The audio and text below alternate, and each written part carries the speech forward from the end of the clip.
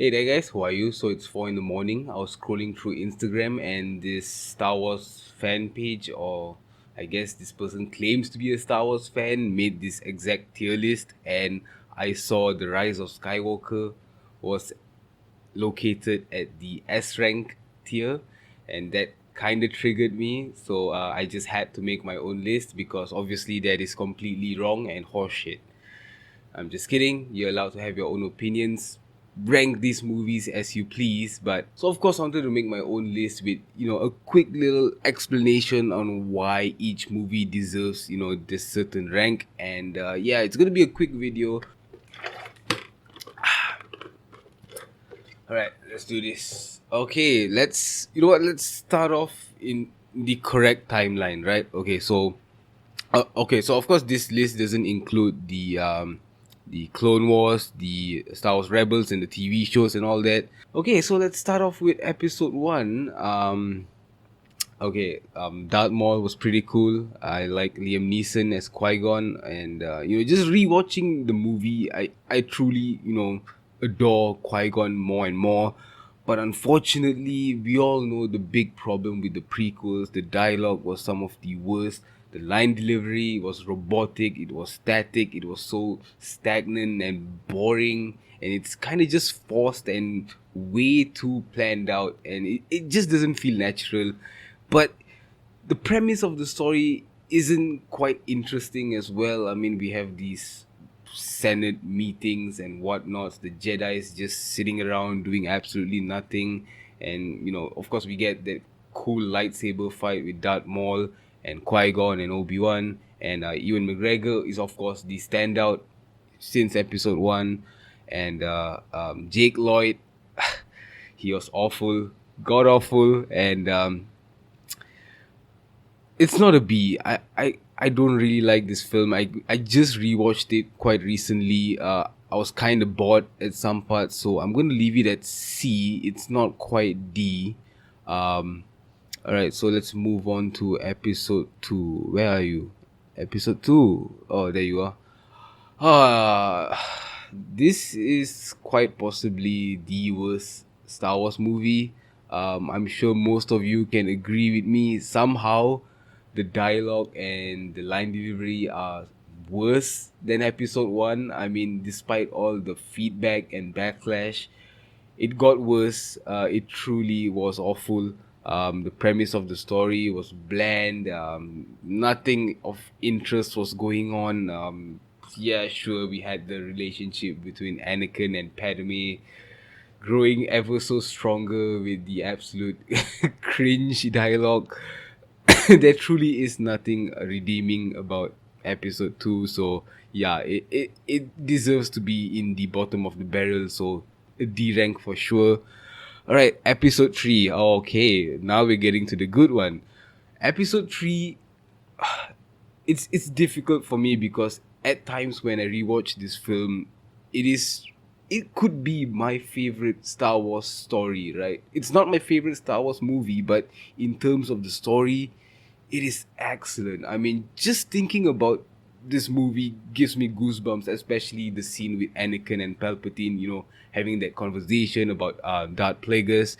It's incredible, and somehow the dialogue really did improve here, but the line delivery is of course crap. And the stuff between Anakin and Padme is still quite trash, but just the relationship between Obi-Wan and Anakin is fantastic. I absolutely love it. And towards the end, when Obi-Wan was battling with Anakin, I really did feel the emotions. And yeah, I think Revenge of the Sith is quite possibly the best Star Wars story in my opinion. And I'm not just saying this because I'm trying to hate on Disney and trying to bring up the prequels just for the sake of it. I truly think that Revenge of the Sith is a fantastic story. George Lucas definitely did a great job with this. It's I would love to put it at the S rank, but I have to be critical because of as I said, the dialogue, the line delivery, the acting. It's not quite there. I mean, if they took the acting and all that stuff from Disney, the visuals and all that, if they took from Disney and put it into the prequels, definitely an S rank. But unfortunately, it has to settle for A, right? So moving on, after that is Solo, right? If I'm not mistaken. Uh, oh God, this is quite possibly the most unnecessary movie that really nobody asked for, but it came out. I watched it. It was really bland. I mean, it was absolutely bland. The action was decent, I guess, and they caught our attention with Darth Maul. I guess he's alive. But other than that, the actor who played Han Solo didn't really buy into it. I really like Childish Gambino as Lando, but yeah, other than that, I'm gonna leave it at C because it's not awful. You could still watch it and sort of enjoy certain scenes, but it just didn't have the Star Wars magic, and it's just Disney at its worst, just trying to pump out Star Wars films for the sake of it, and yeah, it just falls short. I mean, it's not good, it's not bad, it's just somewhere in the middle. Unfortunately, very boring, very bland. All right, after that, Rogue One. Okay, this is interesting because the more I watch it, the more I start to really enjoy this film because of that amazing third act, great action, great sequences, and Jin also as a character, I find her kind of boring. There's nothing interesting about her. I didn't really care about her journey. Um, so it really is all about that third act and that Darth Vader scene alone. I think it gets a whole point, and I I don't think it's an A because if I were to rate it just based on the third act, it would definitely be an A. But of course, we have to look at the whole movie. We can't disregard the first and second act, and of course, we have to look at the main characters and of course the side characters as well. And the movie did feel kind of choppy in the first act, and I think it was quite obvious that some reshoots were done, and the storyline was, of course, it was interesting because of A New Hope, obviously, but as a standalone film, I think you know what it gets a B. Oh shit! What the hell happened? Okay, so where was yeah? So Rogue One gets a B. Moving on to episode 4. Okay, now I would love to put this at S. You know what? For the time period that it came out, it was truly, it was filmmaking at its best. I mean, I just rewatched it a couple hours ago, so it's kind of still fresh in my mind. And some of the things that they did in the film, it kind of baffles me how they did it back in 1977, when even movies today are struggling to, make the visuals and all that stuff work. So everything was excellent, and going back to the dialogue, it felt natural, it felt organic.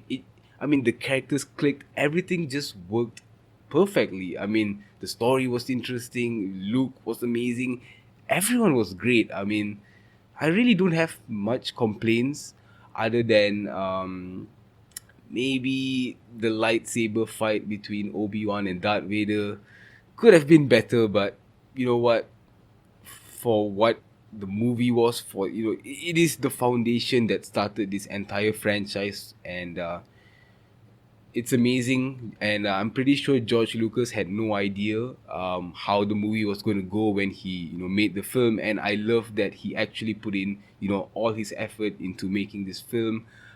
It truly is a work of art, and yeah, it definitely deserves the S rank. I mean, Empire Strikes Back, it somehow gets even better. I mean, do I even need to say much more about this film? Definitely an S rank. And Return of the Jedi. So, okay, you know what? It's an S rank as well. I'm not biased, right? It truly is great. I mean, I don't know why people constantly complain about the Ewoks, because I actually kind of like the Ewoks. I think they're cute, just like the Jawas. Return of the Jedi, every single time I rewatch the originals, it's always Empire or Return of the Jedi. It's one or the other. It's sometimes I feel Return of the Jedi is the stronger film because of how the movie wraps up with, Darth Vader redeeming himself, going back to the light side, and, defeating the Emperor. And it's it's difficult, right? So I think at times Empire is my favorite, and then the others, Return of the Jedi. But both of them excellent movies. And I know some people might put Return of the Jedi at A because of the whole Ewoks thing, but I actually kind of like it, and yeah, I think this is an S. Okay, so we're going to the Disney trilogy. Whoo, this is gonna be difficult. Nah, just kidding. It's gonna be easy. Okay, The Force Awakens. Now, I'm not gonna lie. The first time I watched it, I was super excited for the sequel, Episode 8. But the more, the more and more I rewatch The Force Awakens, I start to realize that it was kind of a lazy film where they kind of remade A New Hope. But the fact that they introduced characters with potential, but we all know what happens towards the end, unfortunately. But yeah, just the introduction of Kylo Ren as the new villain, and the fact that he's not just this baddie bad guy. There's a human side to him. He's sort of battling between the dark side, or whether he should go back to being Ben, and Han Solo trying to convince him, and all that stuff is really great. And but I think the one big flaw is that it is a rehash of A New Hope. And even Rey, I know, I really liked her in The Force Awakens. I really was rooting for her to be sort of, this new Luke. I know maybe she couldn't have been as great as Luke, but maybe she could have with the proper writing. Who knows, right? But we all know how that turned out. She became way too overpowered with no training and whatnot. She's a Palpatine. Spoiler alert. And yeah, I think The Force Awakens is if I were to watch the Disney trilogy, and if I were to pick one film to watch, I think I would pick The Force Awakens because I think it's the most well made. But unfortunately, it's pretty much A New Hope, so I'm gonna put it at B, right? And okay, The Last Jedi. I really don't need to say much more than that. This is the film that pretty much ruined the trilogy. It put J.J. Abrams in such a tough spot. I mean, I made an hour-long review on The Last Jedi a few months back. If you guys want to check it out, go ahead. I said everything that I needed to say. It is truly one of the most awful Star Wars stories. Now, don't get me wrong, the visuals and the cinematography and all that stuff is some of the best in Star Wars. Rian Johnson truly made a beautiful movie, especially with that scene where Holdo sacrificed herself, and I think it was one of the most beautiful scenes in Star Wars history. But unfortunately, the story was garbage. Rose Tico, one of the worst Star Wars characters. Thankfully, J.J. Abrams listened to our feedback and gave her only 2 minutes or less of screen time in The Rise of Skywalker. So, shout out to J.J. Abrams for listening to the fans. And I mean, the whole Canto Bite crap. I mean, each time I rewatch The Last Jedi, I always skip the Canto Bite scene. It is completely garbage, unnecessary, and all that. We shouldn't abuse animals and whatnot. Yeah, there's a time and a place in a movie for that, but it's not in Star Wars, where we are running on precious time, and unfortunately we wasted it. We wasted an entire movie. We wasted 2 whole years on this garbage, and yeah, it definitely deserves the D spot. And finally, moving on to The Rise of Skywalker. Oh, this is probably the messiest story. I wouldn't say it's worse than The Last Jedi, because I actually had more fun with The Rise of Skywalker, because after The Last Jedi, I sort of gave up on this trilogy. I mean, I didn't give up on Star Wars, but I gave up on this trilogy. I went in with an open mind. I went in just as a general audience member, not a Star Wars fanboy, and I actually really enjoyed it. But at the same time, I am aware of how messy and how fucked up the story is, and introducing all these crazy force powers like transporting lightsabers, force healing. And I know the force healing was done in The Mandalorian with Baby Yoda, but Star Wars will never be the same with how powerful Jedi and the powers are with the Force Ghost and whatnot, because there really is no more tension. I mean, we all know that Jedi's can, if they died, I mean, if they are on the brink of death, they can just heal themselves. And if they're in trouble, they can, I guess, summon a Force Ghost or get lightsabers from across the galaxy or whatever. So they're never really in danger. There's no tension, there's no suspense. And I guess every new Jedi in the future is going to be as OP as Rey. Nah, I don't think that would happen, because uh, Rey is the greatest character of all time, the most powerful. Palpatine. Oh, sorry, Skywalker. She identifies as Skywalker because in 2019 you can identify yourself as anything you want. So go crazy, right? As I said, I enjoyed this movie, but I think it's a pretty messy one. Now, as a general audience member, you would definitely enjoy The Rise of Skywalker, I think, the most out of any of the Disney trilogy films. But as a Star Wars fan, you're gonna definitely despise it for, retconning a ton of things and just ruining Darth Vader's character arc. Except the fact that he obviously sacrificed himself to save Luke, but, to bring balance to the Force and all that stuff. It all doesn't matter anymore because the emperor obviously survived. And yeah, I feel like putting it at C. Hmm.